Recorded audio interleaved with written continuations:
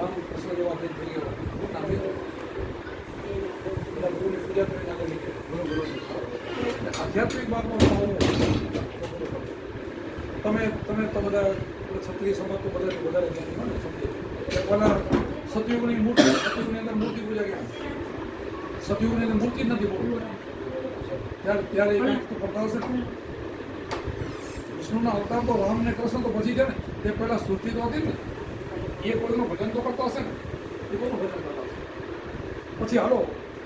પછી વિષ્ણુના અવતારમાં રામ આવ્યા રામ પછી રામનું આપણે ભજન કરવા મળ્યા પછી કૃષ્ણનો અવતાર છે કૃષ્ણનું ભજન કરવા મળ્યા પછી સ્વામિનારાયણ જે થતા ગયા પણ પહેલાં તો આગળ તો કાંઈ તો હશે તો પણ એ કોઈનું ભજન તો કરતા હતા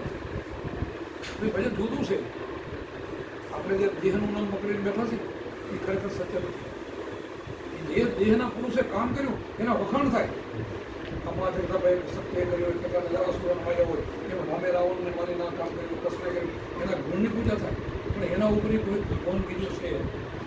એનો ભગવાન કોઈક છે એ કોઈકનું બીજાનું ભજન કરતા હતા શિવજી પણ કોઈકનું બીજાનું ભજન કરતા હતા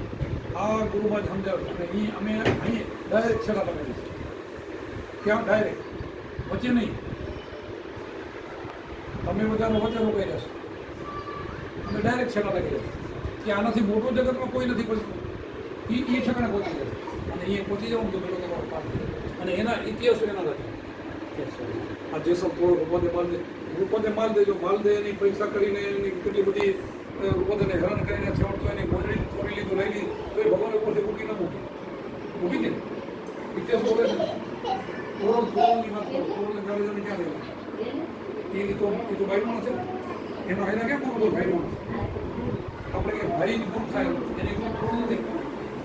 જે સરકાર કોણ લઈ ગયા કોણ થોડી ને એનાથી આગળ જોડી એવું નથી ભાઈમાં એને બેઠા છે ને ભાઈમાં શરીરના દેહના ઘાટ જુદા ભગવાનનો બધા નહીં ઘાટ છે ને ભગવાન ઘાટ છે દેહના ભગવાન ઘાટ છે ભગવાન છે ને અવિનાશી એનો નાશ નથી દેહ છે એ ભગવાન નથી આપણે તો રામ ને કૃષ્ણ મૂર્તિ પૂજી તો દેહની છે ને દેહ ભગવાન નથી દેહ તો ઘાટ છે ભગવાન તો રંગરૂપ રેખ ને અરૂપ ઓળખાયા રંગે નથી રૂપે નથી અરૂપ છે ભગવાનનું કોઈ સ્વરૂપ નથી જે સૃષ્ટિનો સર્જનાર છે ને એનું કોઈ સ્વરૂપ નથી એવું છે પણ એક પ્રકાશ છે કોઈ પ્રકાશ એને તમે આજ શક્તિ માતાજી કહો તો કહી શકો આજ પુરુષ કહો તો કહી શકો અમે આને માનીએ છીએ આ જગદંબા કહો તો બોલે અને આજ પુરુષ કહો તો અંદર આત્મા છે ને એવો છે અને સર્વશક્તિમાન એ છે અમે એને ભજીએ છીએ ખોટા નથી તમે ના સમજો તો એમ કહી દો કાં તો માતાજીને માનતા નથી તમે કહી દો અમે માતાજીને માનીએ છીએ ક્લિયર માનીએ છીએ નથી માનતા એમ નાસ્તિક ન હોય ને બીજા તો ઠીક છે આપણે ચારણ કે ગઢવી કે દરબાર ક્ષત્રિય માતાજી ન મને હોય મૂર્ખ મને એવો કલ્પના તો કોઈ ન હોય પણ શક્તિ કેમ છે એની ખબર હોય ક્યાં શક્તિ છે ખબર બસ આનું ભજન અને એનું ભજન કરીએ એ બેનું એક સ્વરૂપ છે શિવ અને શક્તિનો એક જ સ્વરૂપ છે બે જુદા નથી એક જ છે અર્ધનારી છે ને શિવને પાર્વતી વસ્તુ એક છે એમ તમારી એમાં શરીરની અંદર પણ શિવ ને શક્તિ બેન હોય ને તો શરીર તમારું ના લેવું હું એમ નથી કહેતો કે આત્મા મોટો અને શક્તિ નીચે એમ નહીં